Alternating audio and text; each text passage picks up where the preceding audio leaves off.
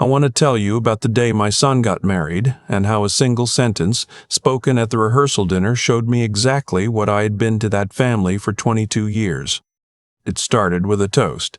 It ended with a phone call that changed everything. But before we get there, tell me in the comments, where are you watching or listening from today? I read every single one. It was a Friday evening in late September, the kind of night where the air still holds on to summer but you can feel fall waiting just behind it. The rehearsal dinner was at a steakhouse in Raleigh called the Lantern Room. My daughter-in-law's family had picked it, round tables with white linen, candles in mason jars, a private room in the back with a velvet curtain across the doorway. Nice place. The kind of place that makes you sit up a little straighter.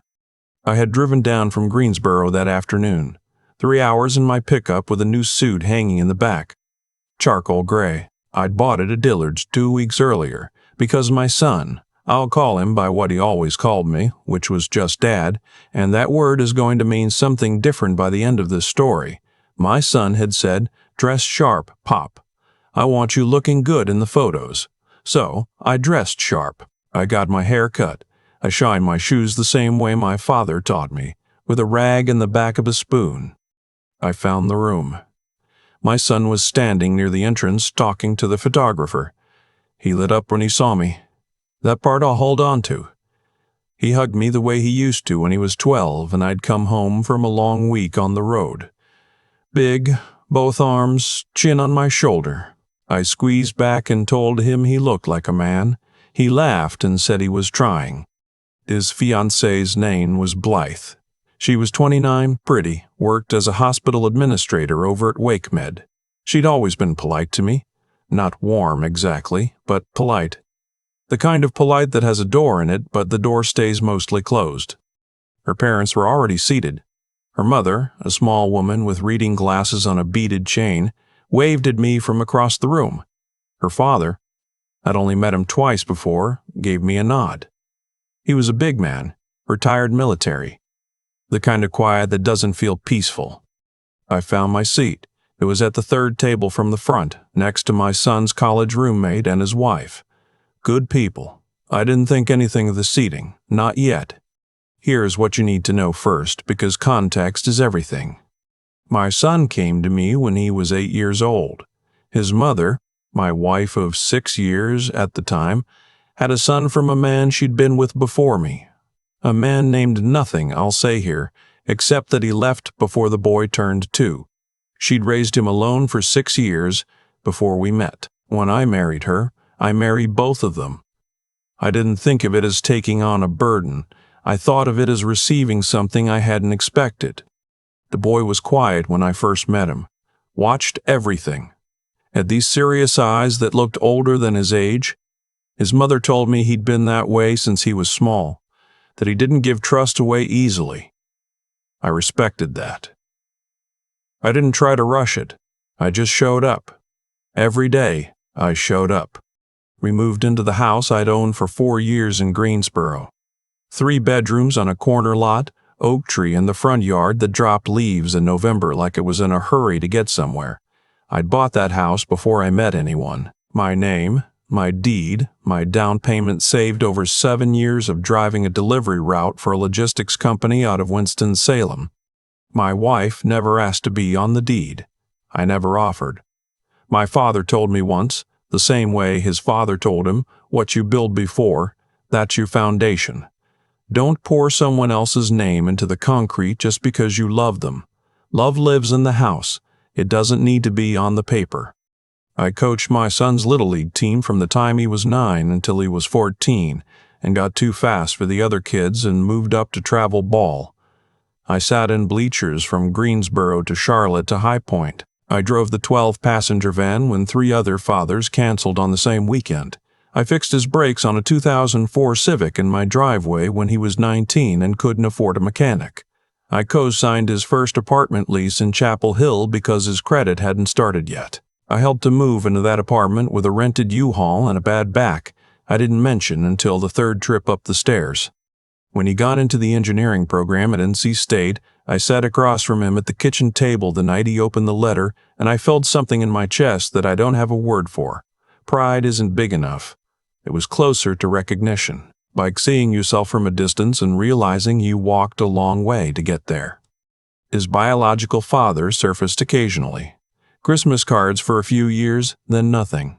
When my son was 15, the man showed up at a baseball game unannounced. I know because another parent told me afterward. My son didn't mention it. When I asked him about it, gently, a few days later, he shrugged and said he just watched. He didn't even stay the whole game. I didn't say anything about that. Some things you let a kid carry in his own time. By the time my son was in his 20s, he and I had our own rhythm. Sunday calls, long ones. Grilling in the backyard when he came home for holidays. He'd bring whatever he was reading, and I'd bring whatever I was building in the workshop, and we'd sit on the back porch and talk without the television on. Those were good years. I thought we understood each other. He proposed to Blythe in the spring. Called me the morning after. I could hear it in his voice before he said a word, that particular brightness that only comes from something going right. I told him congratulations and meant it twice. The wedding planning started, and I stayed in my lane. I offered to cover the rehearsal dinner, which is tradition on the groom's side. They said that was wonderful. Blythe's parents were handling the reception, about $60,000. From what I gathered, though my son never said the number out loud to me. Her family had money the way some families have furniture. So much of it you stop noticing it's there. I wrote a check for $11,000 to cover the rehearsal dinner and the hotel block for out-of-town guests on our side. I didn't talk about that number. That's not why you do it. The rehearsal went fine. The church was a big Baptist congregation in North Raleigh, the kind with a balcony and stained glass and a pastor who sounded like he'd been warming that pulpit for 30 years. I walked in the processional where they told me to walk. I stood where they told me to stand. I smiled when they told me to smile. Back at the lantern room, dinner was served and the toasts began. Blythe's maid of honor went first. Funny, warm, a little tearful. Then my son's college roommate, good one. Then Blythe's father stood up. He was the kind of man who fills a room when he's trying to, and fills it more when he isn't. He straightened his jacket and looked at his daughter and started talking about who she was, how she was raised, what she deserved. I listened. I was glad for her that her father felt those things. Then he looked at my son, and he said, "I'm glad my daughter found a good man, and I'm glad that his father, his real father, is here to see this day." He raised his glass toward a man sitting at the front table, a man I recognized from one photograph my son had shown me years ago. Quiet-looking, older than I expected. The biological father. He'd flown in from somewhere. I didn't know he'd been invited. My son had not told me he would be there. The room lifted their glasses. My son looked at his plate for a moment before he lifted his. I held my glass up. My face didn't change. I made sure of that. But I felt it. Behind the sternum, in the place where you keep the things you don't say at dinner tables. After the toast, Blythe came over to where I was sitting. She touched my arm and said something about how she hoped I understood, that it was important to her that both father figures were recognized. I nodded. I said, of course. She moved on. My son came over a few minutes later. He sat down in the empty seat beside me. He looked tired. "I thought you'd want him there," he said. "I thought it would be okay." I said, "It's your wedding, son." He said, "You're upset." I said, "I'm fine. It's your wedding." He looked at me for another second, and then one of Blythe's cousins called his name from across the room, and he got up. I drove back to my hotel alone. I sat in the parking lot for a while with the engine off. The hotel was a Marriott off the highway, the kind of building that looks the same in every state, and I sat there in the dark thinking about how many times I had sat in a parking lot waiting for something to make sense. I didn't throw anything. I didn't call anyone. I sat with it the way you sit with bad weather when you can't go inside. I did not sleep well. By 5:30 in the morning, I was awake and dressed and sitting at the small desk by the window with my notepad.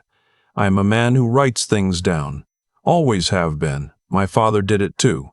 Figures, decisions, things he wanted to remember. I wrote down 3 things. By 7, I had started on the first one. I called my attorney, a woman I've worked with for 11 years, since before my wife passed, and through the property questions that came after. She answered on the second ring because I'd texted ahead. I told her what I needed. She asked if I was sure. I said I was past sure. The house on Wisteria Lane in Greensboro, 3 bedrooms, corner lot, the oak tree, was solely in my name. Had been since before the marriage. The mortgage was paid off 6 years ago. My attorney told me what I already knew, which is that a sole-titled property in North Carolina belongs to the title holder regardless of marital history, as long as it was purchased before the marriage and kept solely in that name. I had kept it solely in that name. I told her I wanted to list it. She asked about the co-signed apartment lease for my son's old place. I told her that was already expired. He'd bought a condo with Bly the year before. Good, clean. I called a realtor I'd met through my neighbor. Man named nothing I'll give you here, but he'd been in Greensboro property for 30 years and knew every street in a 6-mile radius. He came by that afternoon while the wedding was happening. I had skipped the ceremony. I told my son that morning before the church that I wasn't feeling well. He looked at me with those serious eyes that he'd had since he was 8, and for a second I thought he saw it. Then Blythe called his name and he went. The realtor walked through every room, tapped the walls, checked the water pressure, ran his hand along the crown molding I'd installed myself in 2009. He paused in the workshop off the back. I'd built that out from a raw garage in 2011. Workbench, pegboard, overhead lighting, a cabinet for the good tools. He said, "Someone's gonna love this." I said I knew. He said, "You sure about this?" I said I was sure. He said we could list by Wednesday if the price was right. I said, "Make the price right." I drove home that evening during what would have been the reception. I packed over the following week, 3 evenings after work, only what was mine. My tools. My father's watch, a Belova that ran 2 minutes fast, and I never fixed it because that was how I knew it was his. My mother's cast iron skillet that I'd learned to season properly when I was 55 and thought about her every time I used it. My records, a box of photographs, clothes, the rocking chair I'd built in the workshop from a kit my son had given me for Father's Day when he was 23. He'd wrapped it wrong, too much tape, the paper tearing at the corners. I still have the card. I left everything else exactly where it was. Her things, her mother's vase, the framed photos, the dish towels she'd picked out from a catalog, the set of patio furniture we'd bought together at a Labor Day sale. I left it all standing like a room in a house that forgot something. The offer came in 11 days. A couple relocating from Charlotte, both teachers, one boy, another expected in the spring. Pre-approved, ready to move. The number was good. I said yes on a Tuesday. My son found out on a Saturday. He called me 6 times before I picked up. His voice when I answered was the voice he'd had as a boy, when something had gone wrong that he didn't understand yet. Not angry, something worse than angry. He said, "The house is sold." I said, "It was my house." He said, "Dad, that's where I grew up." I let that sit for a moment. Then I said, "I know. And you grew up right." But the house was mine. And what happened at that rehearsal dinner told me something I needed to hear. He said, "What did it tell you?" I said, "It told me how the people you're building your life with see me. And I needed to know that before I walked into the next 20 years thinking something different." He was quiet. I could hear him breathing. He said, "I should have told you he was coming." I said, "Yes, you should have." He said, "I should have said something when my father-in-law made that toast." I said, "Yes." He didn't say anything else for a while. "Then where are you living?" I told him I'd rented a place in Wilmington, near the water. 1 bedroom. A second room I was turning into a workshop. He said, "That's far." I said, "It's where I want to be."